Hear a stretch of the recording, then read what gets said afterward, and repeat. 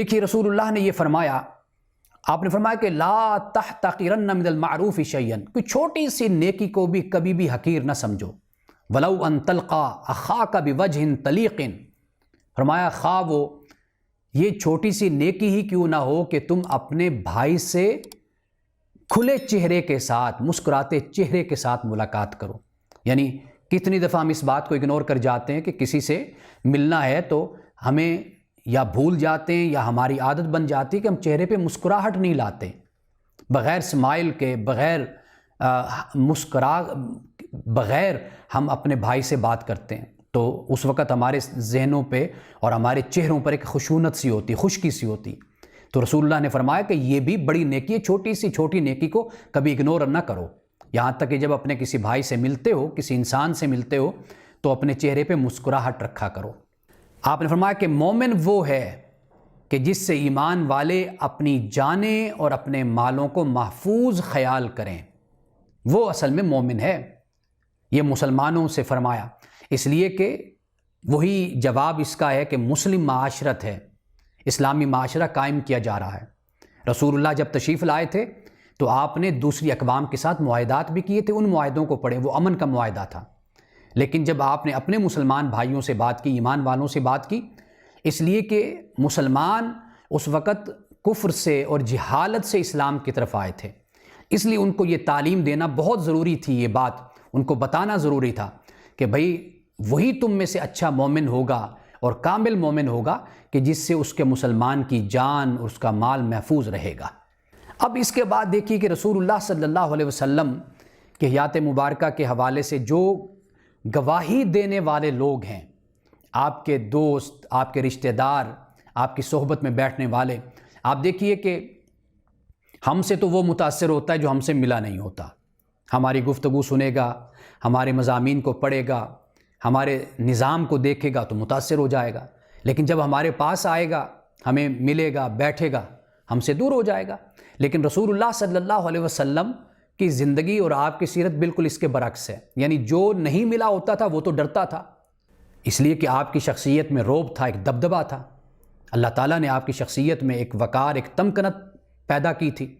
لیکن جب وہ آپ کے پاس آتا تھا، بیٹھتا تھا، آپ کے حسن خلق کو دیکھتا تھا، آپ کے کردار کو آپ سے متاثر ہو جاتا تھا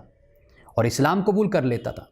کیوں؟ یہ وہ بات ہے کہ جو در حقیقت حسن خلق اس چیز کا نام ہے، یہ نہیں ہے کہ جو نہیں ملا وہ متاثر ہو جائے، بلکہ جو ملے وہ متاثر ہو، یہ رسول اللہ کی سیرت ہے۔ حضرت علی رضی اللہ تعالیٰ عنہ سے امام حسین یہ پوچھتے ہیں، چونکہ وہ چھوٹے تھے جب رسول اللہ کا انتقال ہوا، تو وہ پوچھتے ہیں کہ حضرت علی سے، اپنے والد گرامی سے، کہ رسول اللہ کے بارے میں، آپ کی زندگی کے بارے میں ذرا مجھے بتائیں کہ آپ کیسے آپ رہتے تھے، آپ کی عادات، آپ کے خصائل، آپ کا اخلاق کیسا تھا۔ تو حضرت علی نے کیا فرمایا؟ فرمایا کہ رسول اللہ نے 3 چیزیں اپنے سے دور رکھی تھیں، اور یہ 3 چیزیں وہ ہیں، یہ شخصیت کا نکھار ہیں، شخصیت کا تعارف ہیں، شخصیت کی خوبصورتی ہیں۔ فرمایا کہ 3 چیزوں سے رسول اللہ نے اپنے آپ کو دور رکھا تھا۔ آپ یہ بھی دیکھیں کہ حضرت علی کا مشاہدہ کتنا تھا، کتنی گہرائی کے ساتھ انہوں نے رسول اللہ کی سیرت اور اخلاق کا مطالعہ کیا تھا، مشاہدہ کیا تھا۔ کہتے ہیں 3 باتیں جن سے رسول اللہ نے خود کو دور رکھا۔ ایک تو بحث مباحثہ، خام خواہ کی ڈسکشن اور گفتگو اور بحث، اس سے آپ نے اپنے آپ کو بچایا۔ فرمایا کہ ضرورت سے زیادہ بات کرنا، یہ نہیں آپ کرتے تھے، اس سے بھی اپنے آپ کو بچایا، کبھی ضرورت سے زیادہ گفتگو نہیں فرماتے تھے، خاموشی کو آپ ترجیح دیتے تھے۔ آپ نے فرمایا، رسول اللہ کا ارشاد ہے کہ خاموشی یہ میری ذکر ہے میرا، یعنی میں جب خاموش ہوتا ہوں تو میں تدبر اور تفکر کرتا ہوں، سوچتا ہوں، اور جب میں بولتا ہوں تو میرے بولنے میں نصیحت ہوتی ہے۔ تیسری بات حضرت علی نے فرمایا کہ جو بات مطلب کی نہ ہو رسول اللہ اس میں نہیں پڑھتے تھے، یعنی 3 باتیں، آپ بحث و مباحثہ نہیں کرتے تھے، ضرورت سے زیادہ بات نہیں کرتے تھے، ضرورت کی ہوتی وہی بات کرتے، اور جو بات مطلب کی نہ ہوتی اس بات میں بھی نہیں پڑھتے تھے۔ اور فرمایا حضرت علی رضی اللہ تعالیٰ عنہ نے دوسروں کے متعلق 3 باتوں سے پرہیز کیا۔ یہ 3 باتیں تو تھیں اپنی ذات سے متعلق، دوسروں سے متعلق فرمایا کہ 3 باتوں سے پرہیز کیا۔ آپ کسی کو برا نہیں کہتے تھے، برا بھلا نہیں کہتے تھے، ایک بات، کسی کی عیب جوئی نہیں کیا کرتے تھے۔ یعنی ایک تو ہوتا ہے نا کہ کسی کے اندر برائی موجود ہے اور پھر اس کے بیٹھ کر ڈھنڈورے پیٹنا، اس کا ذکر کرنا، یہ نہیں کرتے تھے۔ کسی کی عیب جوئی بھی نہیں کرتے تھے، کہ بجائے ایسی نظروں کے کہ جن نظروں میں عیب جوئی ہوتی ہے، دیکھنے کا انداز ایسا ہوتا ہے، شخصیت کا جائزہ لیا جاتا ہے،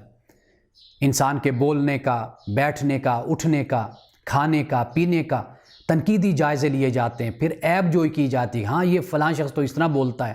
فلاں تو اس طرح بیٹھا کھا رہا تھا، یوں پی رہا تھا، اور اس طرح وہ کھڑا ہو رہا تھا،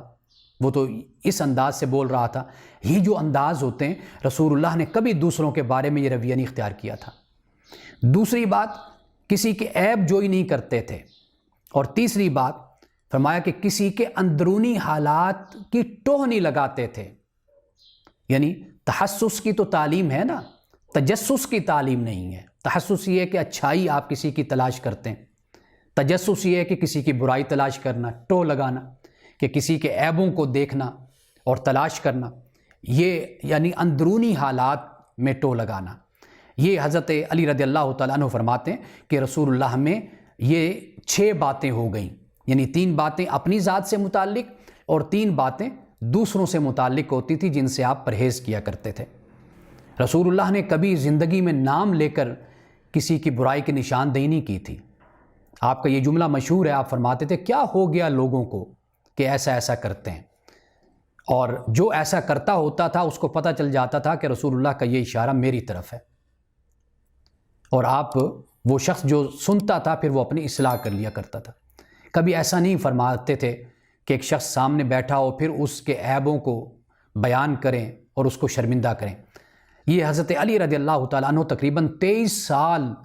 حضرت علی نے رسول اللہ صلی اللہ علیہ وسلم کے ساتھ گزارے۔ یعنی آپ بہت چھوٹے تھے جب رسول اللہ کے پاس آپ آئے اور آپ کی خدمت میں رہے، پرورش پائی آپ کے پاس، اور ہوش مندی کا عرصہ اگر آپ اندازہ کریں تو 23 سال کا عرصہ آپ کم از کم آپ کہہ سکتے ہیں کہ جو رسول اللہ کے ساتھ آپ کا گزرا۔